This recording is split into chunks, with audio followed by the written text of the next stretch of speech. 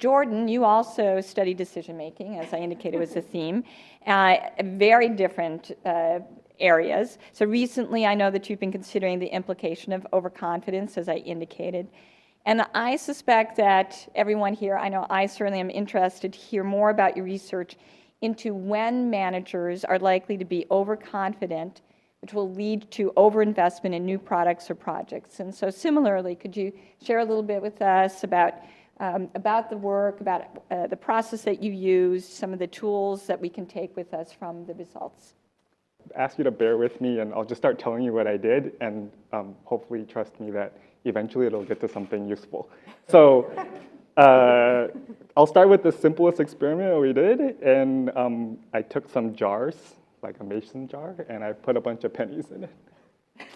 Okay, and then I said this is jar A. And then maybe you played this game in grade school, and I went around to Amber, and I said, how many pennies do you think are in this jar? You shake it, and then she guesses, okay? And I do this with a bunch of people. And what you find is, of course, not everyone is right, but there's this tendency that people are actually, on average, very good. So in fact, for this jar A, people were, the average of what everyone said is within 2% of the true number of pennies. So that's jar A. That's not, hold on, that's nothing exciting. So then I did jar B. So it's a different shape, different material. I put a bunch of pennies in there, and I asked a bunch of people. And again, they found within 2% the average of what people say. I did jar C. I did 6 of these jars. And for across all the jars, people are accurate on average, even though sometimes they're not quite right.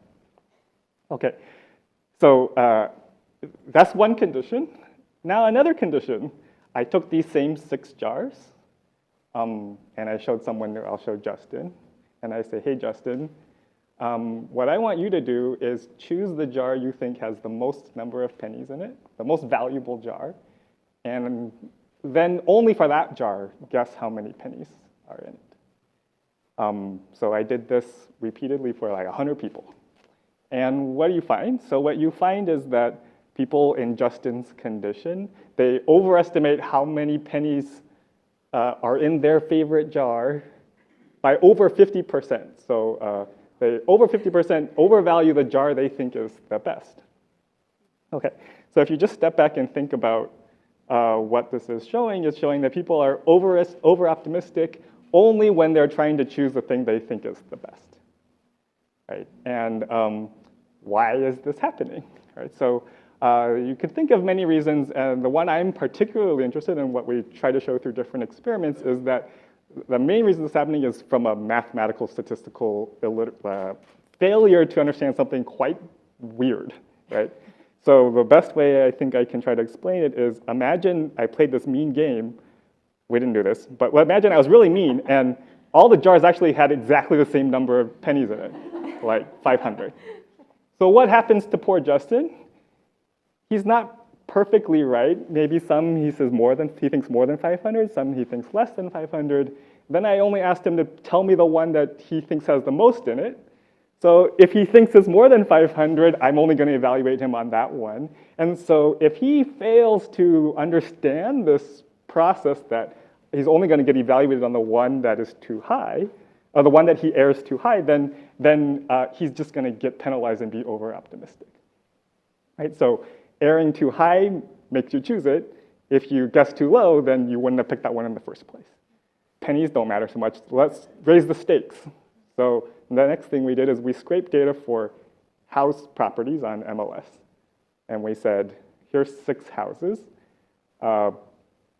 You have to pick one and tell me how much it's worth.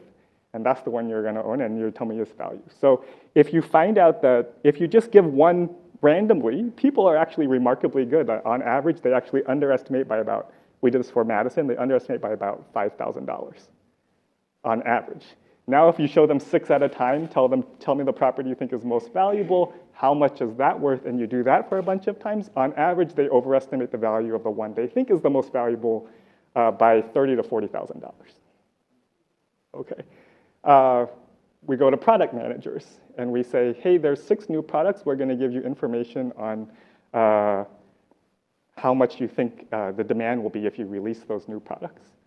And if you just give them one at a time, they tend to be okay. Of course, sometimes they're too high, too low. You give them 6 or 10 at a time, the one that they think, they will evaluate them all, the one that they think you should invest in, they overestimate how much demand it will truly bring, and then they decide to invest too much. So the sort of takeaway here for us, I guess, if I'm trying to wrap up, is that when should you be careful, right? So you should be careful specifically when you have a lot of options to choose from. Each one each one you're not that confident that you can exactly guess. These are exactly the situations where you want to be careful that you may not be overvaluing the one that you think is the favorite, and you should really try to get a second independent assessment.